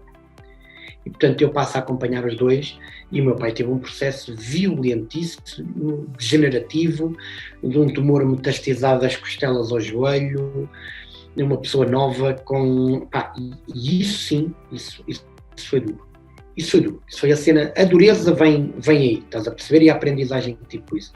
E, portanto, ainda que eu discuto muito, chateio muito... sou um resingão e não sei o quê, mas é sempre tudo muito temporário, porque depois, de repente, também de um momento para o outro, eu centro-me naquilo que é fundamental e passou e adormeço 45 minutos, já não me lembro do que foi. O que é que mudou na tua forma, provavelmente na tua forma de encarar a vida também, mas na tua ação diária resultante dessas experiências? Ou seja, modificou alguma coisa na tua rotina diária, tirando obviamente a logística que esse tipo de situações terá envolvido, mas além disso modificou a forma como tu fazias as coisas, os espetáculos que tu aceitavas, quantos espetáculos é que tu aceitavas, o que é que isso modificou? Sim, eu quando tive necessidade aceitava tudo. O facto de eu aceitar tudo porque eu precisava de meter comida na mesa, porque a cena estava muito brava mesmo, fez com que eu não tivesse tempo para me equilibrar e para estar a fazer espetáculos por prazer, eu estava a fazer espetáculos por necessidade. Certo. Isso é mau. Hoje não faço um porradão de espetáculos. Sim, mas no período em que a Ana, que o teu pai tiveram os tumores... O meu pai faleceu no dia 7 de janeiro de 2020, pré-pandemia. Okay? Portanto, na noite de 6 para 7 eu estava a fazer um espetáculo para uma empresa do ramo automóvel. Ramo automóvel do ramo das viaturas. Certo. E eram 3 da manhã quando eu acabei o espetáculo. E o meu cunhado liga-me a dizer: anda cá a casa que o teu pai não está bem. E eu fui para casa e percebo que o meu pai não só não está bem, como está mesmo muito mal. Chamo os bombeiros para irmos diretos para o IPO e percebi que o meu pai não passava desse dia. E no IPO disseram-me que o meu pai não passava desse dia. E aquilo que fizeram foi, deram-me um quarto para eu estar com o meu pai e com a minha mãe e para estarmos até que ele deixasse de estar connosco. E foi o que aconteceu às 5h29 da tarde, em que eu estava de mão dada com o meu pai e o meu pai faleceu. E eu nessa noite atuei. E fiz um espetáculo e fiz um espetáculo, vou dizer porquê, porque quer o meu pai, quer o meu avô, o pai dele, o meu avô foi farmacêutico quase 60 anos, 65, o meu pai foi farmacêutico 48, e eu conheci o meu avô e o meu pai a deixarem a família pelo trabalho, porque antigamente tu não tinhas urgências hospitalares como tens agora, tinhas a farmácia de serviço. Certo. Quantas noites de Natal estávamos a jantar e o meu pai saía porque ia para a farmácia e depois vinha à meia-noite e o meu avô ficava a dormir na farmácia e depois ficava no ano novo, porque era a cada 5 dias, porque havia ali uma série de coisas. E o valor atribuído ao trabalho pela minha família tinha o valor de uma escritura. Eles valorizavam o trabalho e a família. E a melhor forma de eu homenagear o meu pai no dia em que ele resolve partir, em que ele teve que ir, eu acho que as pessoas também têm que ter dignidade na hora da partida, e ele teve, a melhor forma de o homenagear foi ir trabalhar nesse dia à noite. E como é que tu conseguiste, eu sei que foi provavelmente a melhor forma de homenagear, mas como é que tu tiveste, em que mindset é que tu tiveste que estar para tu conseguires fazer isso? Eu acho que foi pior para os meus músicos do que para mim. Honestamente, acho que foi pior para os meus músicos do que para mim. A única coisa que eu lhes disse no carro foi que mais do que nunca precisava da ajuda deles. E eu cheguei lá e atuei, e fiz bem o meu trabalho. E depois vinha sangrar por dentro, ia chorar no carro, ia fazer o que tinha que fazer, mas no momento em que trabalhei eu fiz o que tinha a fazer, que é fazer aquilo bem feito. Esse tipo de experiências modifica a forma como tu vês, provavelmente, o mundo e a vida, quer o falecimento do teu pai, quer a sobrevivência da Ana a estas hipóteses tão curtas também, não é? Com umas odds tão difíceis.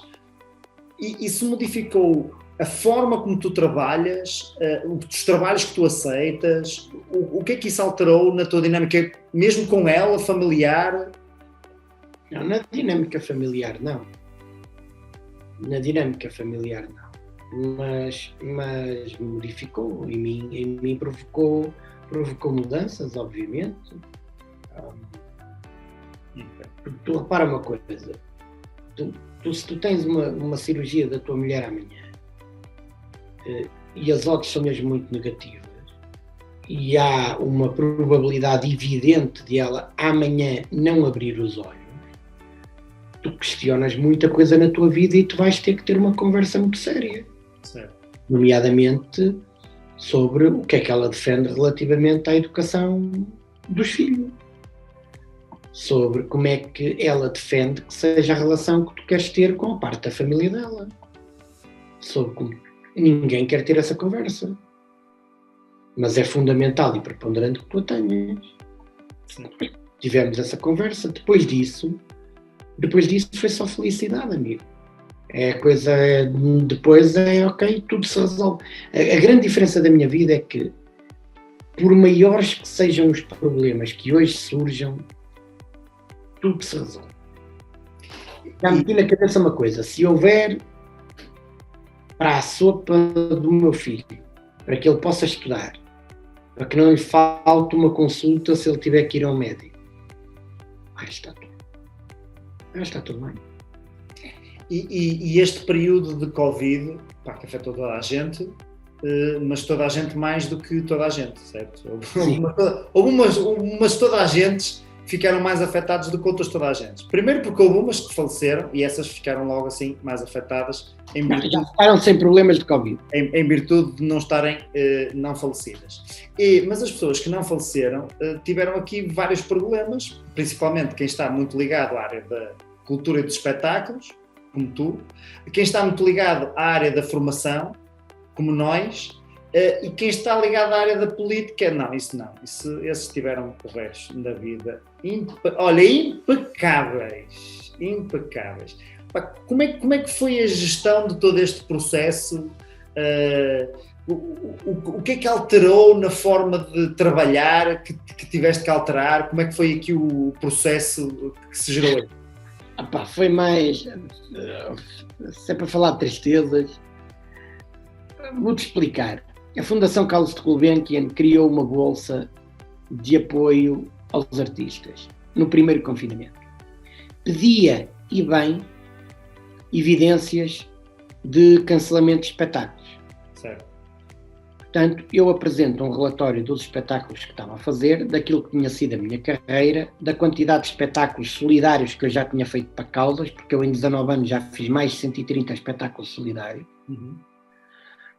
Apresento uma série de evidências das entidades a dizerem que, por causa do Covid, anularam o espetáculo. E, delicadamente, a Fundação Carlos de Gulbenkian respondeu-me: tudo muito bem, mas naquilo que é o nosso âmbito, o senhor não é um artista. É assim, não podemos dizer que eles estão errados. Também é assim, vamos Okay. ser sinceros, não é? Ponto 1. Ponto 2. A Secretaria de Estado de Turismo dava um apoio às empresas de eventos de 2.250 euros por empréstimo, que tu depois tinhas que devolver. Ok. Eu percebi que, para me submeter àquele pedido, eu tinha que cumprir determinado tipo de seguros, normas e coisas que eles pediam na plataforma do Registro do Turismo de Portugal, em que eu tinha que gastar 800. Portanto, como eu não tinha dinheiro... Bem, isto, pelas Estás a minhas contas, quer dizer... Está a ver? Para receberes um empréstimo de 2.000 que vais ter que o pagar... Tens que gastar 800. Pronto. Isso pelas minhas contas é caro. Terceiro, apoiar cultura. Este ano patrocinam e bem. Basicamente o que eles fazem, traduzindo aquilo por miúdos, é pagam-te a produção de um evento para que tu o realizes. Pagam 90% das despesas elegíveis desse evento. Parece-me lindamente. Por exemplo, eu poderia preparar um gargalhão e apresentar um gargalhão. Certo. Eu tenho uma empresa que é produtora de eventos, tem formação e consultoria, certo? E tem animação turística. Portanto, são os 3 cais da minha empresa. Deixaram de fora dos cais elegíveis os produtores de eventos. Ok. Calma. O apoio à cultura, que te apoia à produção de um evento, deixou de fora os produtores de eventos. Isso. Parece... Espera. Mas tinha o CAI de designer e de arquiteto. Isso a mim parece-me não fazer sentido, mas eu não sou da área. Se calhar... Assim, também... Por acaso, vou-te dar um exemplo. Por acaso, a empresa do Fernando Rocha tinha um dos cais elegíveis para poder submeter essa medida. Por acaso houve empresas de outras pessoas que eu conheço que tinham um outro CAI que enquadrava lá. Mas num evento cultural, os produtores de eventos ficaram de fora. Faz todo sentido. Não, é assim, Pedro Neves, há uma coisa a que dá de mérito, é a congruência pela incongruência das medidas. É que não há nenhuma que seja congruente, portanto esta também não poderia ser. Portanto, nessa perspectiva... Como é que a cena se aguentou até agora neste período todo? Sim. Porque felizmente não voltou a trabalhar a minha mulher. Certo.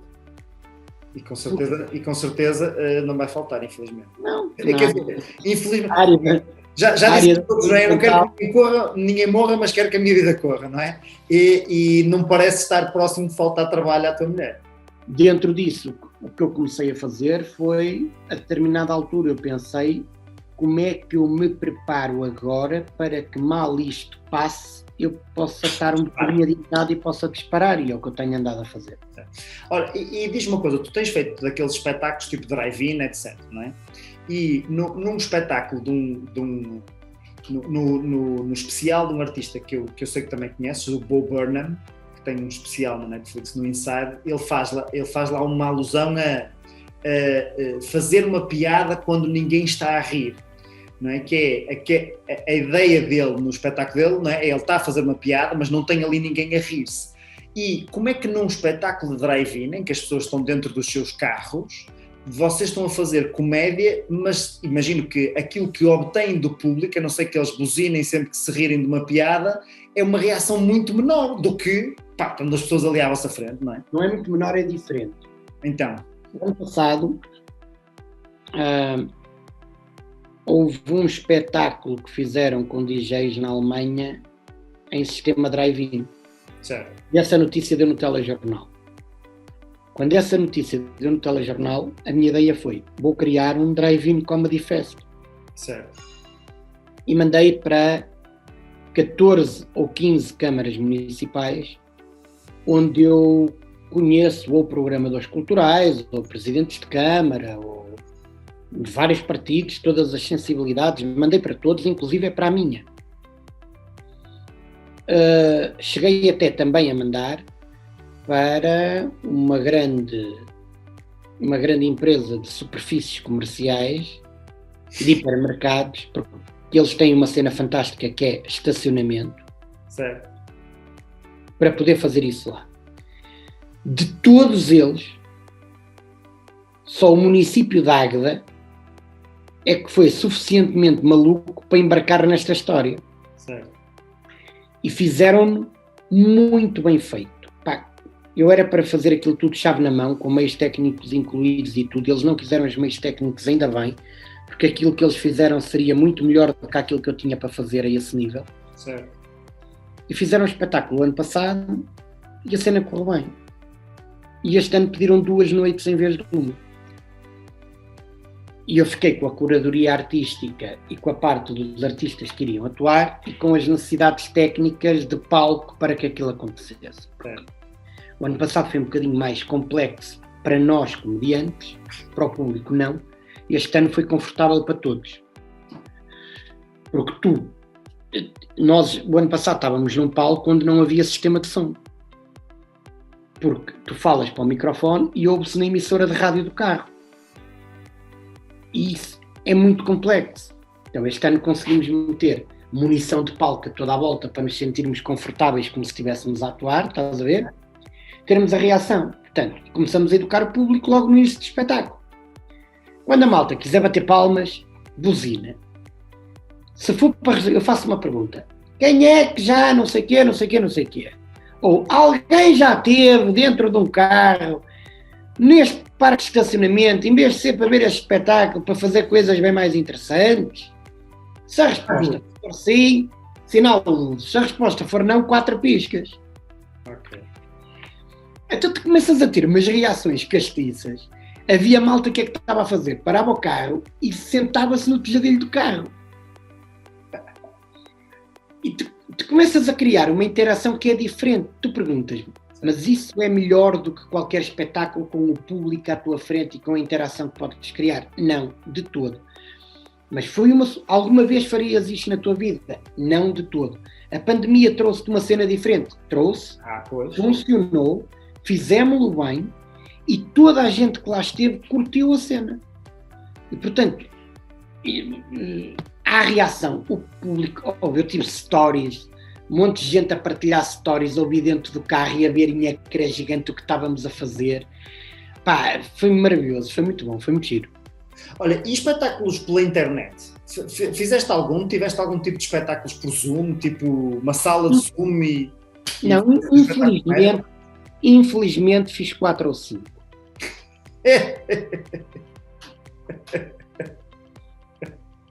E então? Lá está a necessidade. A necessidade aguçou o engenho. E depois recusei todos. Vou-te explicar. Mas queríamos aqui um momento, uma coisa é ter aqui uma palestra mais inspiradora e eu falar do meu caso enquanto estive infectado e de como é que lidei com isso nessa altura e como é que eu ainda continuava a criar algumas coisas de comédia. Isso é uma coisa. Certo. Outra coisa é dizer, faça um espetáculo de comédia. Sim. E tu tens 80 pessoas no ecrã, todas com níveis de internet diferentes, ok?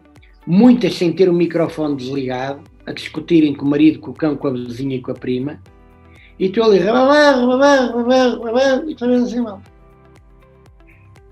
Não. Online para mim, não. É mais fácil dentro de um carro do que online, não é? Muito mais. Não, online para mim não faz sentido. Okay. Bom, como é que foi a tua experiência com a gripezinha? Com a gripezinha? A gripezinha! A gripezinha. Não foi gripezinha para você. Não, foi do caraças. Então.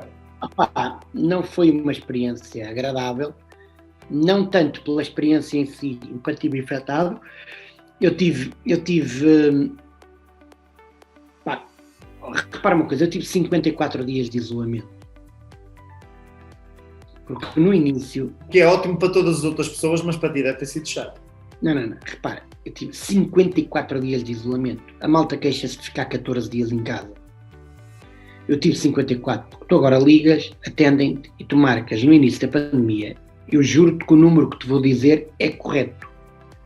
Eu estava na cama com 3 telemóveis a ligar para os números para poder marcar o meu teste. Sim. E eu fiz mais de 700 chamadas até que me atendessem. Pois.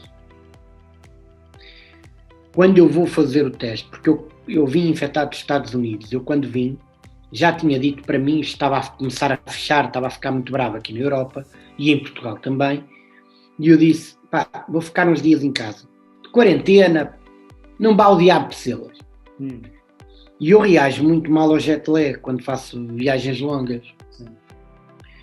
E normalmente, à vinda, no regresso, eu tenho que tirar um dia ou 2 para eu equilibrar aqui o sono e para ficar porreiro. Pá, mas uma semana, 5 dias ali a dormir 20 horas e a só conseguir estar acordado 4. Não é muito normal. Não era muito normal. Entretanto, liga-me o Rocha e diz, amigo, eu estou infectado, vai ver a tua vida. Então eu vou ver, entre conseguir fazer o teste a Aveiro, a Santa Maria da Feira na altura, fazer não sei o quê, fazer não sei o que mais, bem, foi um pincel aquilo. Eu só tive alta a 14 de maio. Repara que eu vim infectado no dia 13 de março.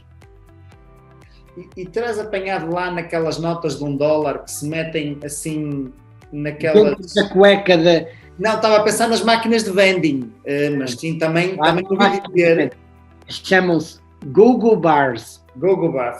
Terá sido na... O Google Girl. Essas notas de $1 eram todas desinfetadas individualmente? Eram assim. Eu vou-te dizer, eu acho que apanhei aquilo em Filadélfia.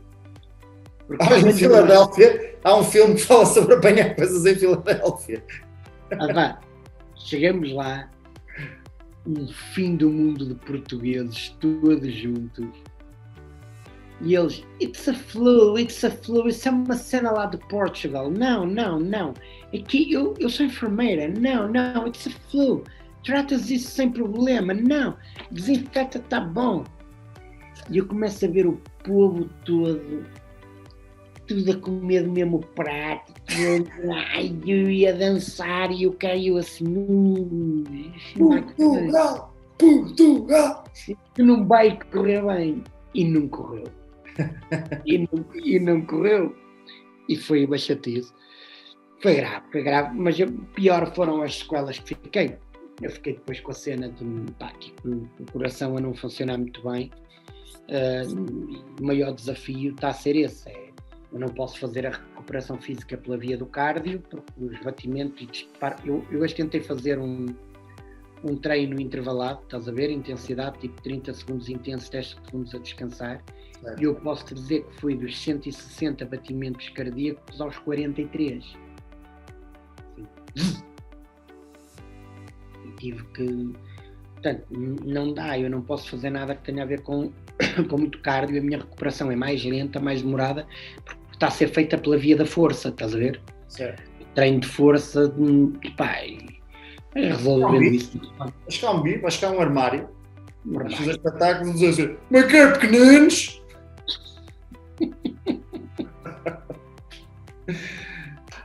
Pedro Neves, e depois desta brincadeira toda, agora que parece que a malta está a deixar de ser idiota o suficiente para começarmos de facto a termos coisas em Portugal abertas e lidarmos com isto como gente grande, o que é que tu tens aí planeado para quando isto abrir e começar a disparar? Como é que está o gargalhão? Como é que estão aí espetáculos? Como é que estão estas coisas todas?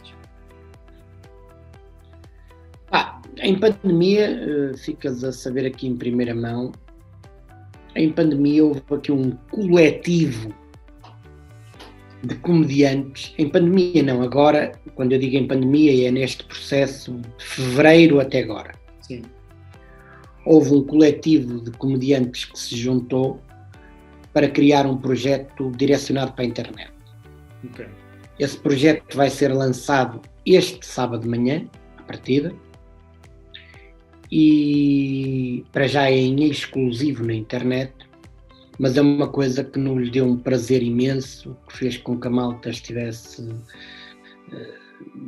junta, empenhada em criar um formato de comédia diferente do que nós temos no nosso país, ou nós acreditamos que ele é muito diferente, porque tem a ver com sketches e tem a ver com coisas que são feitas de comédia para a internet, mas, por exemplo, vive de algumas coisas muito curiosas, que é cada um de nós é o realizador de um dos sketches, ou seja, tu nunca tens a mesma visão nem a mesma estética em todos os sketches que estás a fazer, porque é a visão daquele gajo que obrigatoriamente, por tudo o que ele representa, é um bocadinho diferente.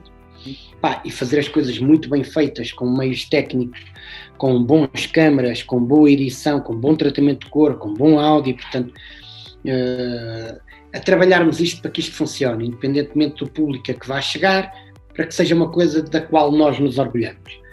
Eu acho que isso vai ter um feedback muito interessante por parte do público, vai ter de tudo, para todos os gostos, e portanto vai ser muito fixe.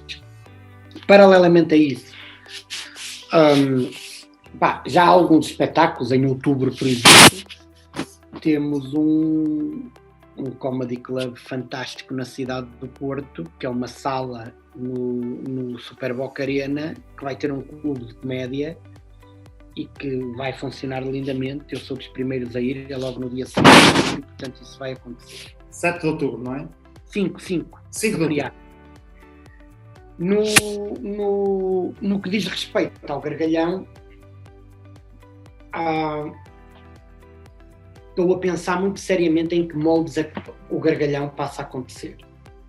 O Gargalhão é uma marca minha e é de produção privada. Certo. Foi, até agora, sempre suportado pelo município. São João da Madeira, tivesse sido PSD, fosse do PS, começou com um executivo do PSD, passou por um executivo do PS, e todos os executivos, desde a segunda edição do Gargalhão, compraram o festival. Ok. Em troca, ficam com toda a bilheteira do festival. Certo. Ok? Portanto, o que é que eu ganho relativamente ao facto de eu produzir um festival desta forma?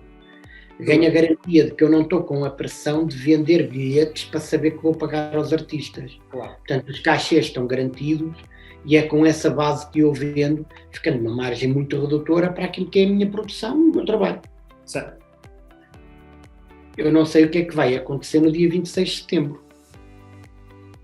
E, portanto, se acontecer que eu seja, como eu espero, desejo e estou a trabalhar para isso, presidente de Junta de Freguesia de São João da Madeira. Sabes o que é que vai acontecer? Vais ganhar. Portanto, acontecendo isso, o que depois vai acontecer é que estratégia que eu tenho para o Gargalhão, como é que ele é possível e de que forma é que ele acontece. Sim, pode dar-se aí o início de um conflito de interesse chato. Não é chato, é o que é. É o que é, certo? É. E, portanto, eu o faço enquanto empresário, por minha conta e risco, estás a perceber? Ponto final. Ou, que é a única hipótese eventualmente, ou ele deixa de ser possível nos moldes em que tem sido até agora. Certo. E, portanto, eu só depois de 26 de setembro é que penso no Gargalhão deste ano. Ok. Tu preferias não fazer o Gargalhão, mas ser Presidente da Junta, ou não ser Presidente da Junta, mas fazer sempre o Gargalhão? Estás a colocar duas coisas que não são comparáveis. Estás a colocar uma coisa para o Gargalhão ad eterno, porque é sempre o Gargalhão. Sempre o Gargalhão. Presidente de Junta é temporário. Não é nada, nunca mais ninguém te tira daí. Depois de entrar, estás maluco.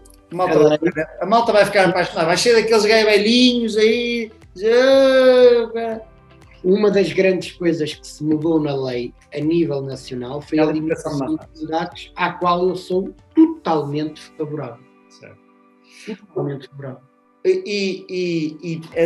Só voltando à política um bocadinho, nessa questão da limitação de mandatos, há basicamente duas correntes de opinião, não é? Que há pessoas que acham que a limitação de mandatos vai impedir que se crie um status quo vigente que mantenha sempre os mesmos lá, não é? E, portanto, a limitação de mandatos obriga à mudança de personagens. Por outro lado, há outras pessoas que dizem que o facto de haver uma limitação de mandatos, por exemplo, no México, causa que a malta num mandato roube tudo quando puder. Que assim, já sabe que não vai ser eleito noutro, portanto tem que ser neste, tem que desmifrar a cena toda. E também há quem diga que isso pode limitar que as pessoas competentes continuem no cargo quando toda a gente gostava, a pessoa era competente, não era corrupta, a malta queria que ele continuasse. Eu percebo isso, mas isso tem a ver com a gestão de expectativas. Okay? E com o tipo de projeto que tu estás a fazer. O grande problema da política, acima da limitação de mandatos, okay? Se não há limitação de mandatos, a minha profissão é político. Certo. E ser político não é profissão. É um tempo da tua vida que tu dedicas e vais ser remunerado por isso. Uhum. Mas ser político é um tempo de vida que tu suspendes a tua atividade. No meu universo, o que faz sentido é eu despendo de parte da minha atividade profissional, eu despendo de parte da minha atividade pessoal, familiar, relacional, de amigos, whatever, certo, para me dedicar em parte a uma causa muito nobre que é a causa social e pública. Ok. Nessa perspectiva, Só. E nessa perspectiva não devias ser muito melhor remunerado? Porque uma coisa é dizer, a minha profissão é político e, portanto, eu ganho aquilo que ganho, mas esta é a minha profissão. Outra coisa é, eu vou suspender a minha atividade para ir ter esta atividade de causa social. Tu nem sempre és obrigado a suspender a tua atividade. Tu tens, em montes de municípios do nosso país, vereadores a meio tempo. E sabes o que é que acontece? Sabes o que é que acontece na maioria dos casos, que nunca vejo isso? Então, eles estão a trabalhar a tempo inteiro e estão a receber metade. Está bem, não digo o contrário, mas estou a dizer por princípio. Eu não estou a dizer que depois não existem casos que tudo isso. Para mim, da remuneração tem a ver com uma coisa fundamental: meritocracia. Certo. Meritocracia. E não há. A função pública não estimula a meritocracia em lado nenhum. Estás a perceber? Vou explicar. No ensino. A melhor forma de explicar isto é no ensino. Como é que tu queres atingir a excelência se tu retiraste o excelente das notas dos alunos? Como é que tu queres atingir a excelência nos professores se há cotas para o número de muito bom na avaliação dos professores? E em que, curiosamente ou não, o diretor do departamento leva sempre o bom. Portanto, se tu tens tenho muito bom, se tu tens um muito bom por departamento e o diretor do departamento trata da avaliação dos colegas abaixo dele no departamento, quem é que achas que leva muito bom? Certo, mas isso estamos a falar aqui de duas coisas diferentes. Sobre essa, agora és tu que estás errado e vou-te já dizer porquê. E agora a entrevista não vai acabar até eu te dizer porque é que tu estás redondamente errado, não é só um bocadinho. Redondamente. Não. Primeiro, obviamente a função pública não promove, da forma como está estruturada agora, não promove a meritocracia. Mas no caso específico de autarcas ou de parlamentares, por exemplo, estamos a falar de pessoas que, tirando os casos em que a malta faz ali uma manigância, às vezes a bem, não é? Estes vereadores, estavas a dizer que são vereadores a tempo inteiro, mas só recebem metade. Estamos a falar de pessoas que muitas vezes são altamente qualificadas, quadros altamente qualificados, que no mercado de trabalho iriam receber um salário anual de 50 mil euros para cima, não é? Ou 60 mil euros para cima, ou 100 mil euros para cima, já para não falar no mercado internacional, e que dizem, então, durante 4 anos eu estou disponível para ser deputado, eu estou disponível para ser ministro, eu estou disponível para ser secretário de Estado.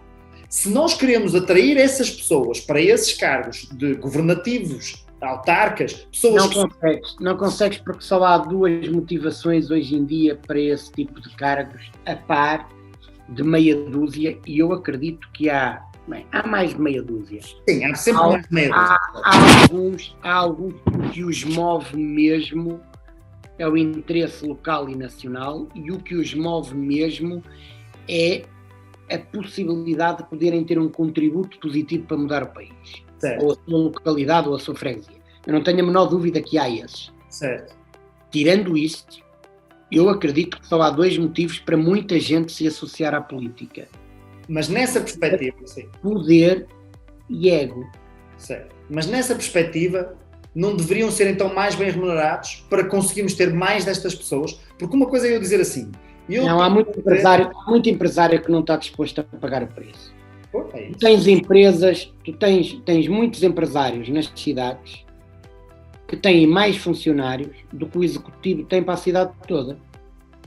Certo, com certeza que sim, claro. O município de São João da Madeira tem eventualmente entre 250 e 350 funcionários.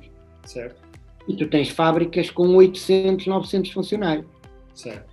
O município de São João da Madeira tem um orçamento de alguns milhões e tu tens fábricas na nossa zona com orçamentos de 120 milhões de faturação ao ano. Certo.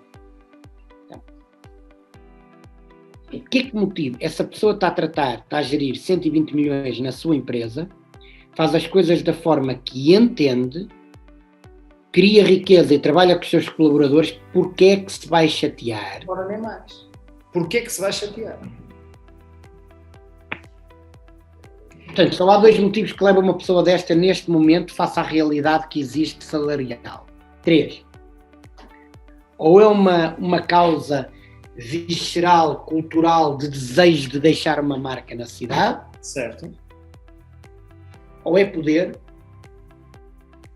porque sendo um autarca tem acesso a poder. Sim. Tu és um autarca de São João da Madeira, passas a fazer parte do grupo de autarcas da área metropolitana do Porto e da Associação de Municípios Portugueses e dos autarcas sociais-democratas ou socialistas ou o que é que seja. Ou é pelo poder ou é por ego. E normalmente quando é por ego está associado ou à primeira ou à segunda. Ou ambas as três, não é? Portanto, daí o meu ponto que se calhar a remuneração devia ser uma coisa que pensava. E eu, na perspectiva de atrair essas pessoas também. Se bem que uma cultura mais vocacionada para o serviço público também ajudava. Mas isso só consegues com medidas de longo prazo que nunca ninguém teve coragem em política para as assumir. Para uma coisa.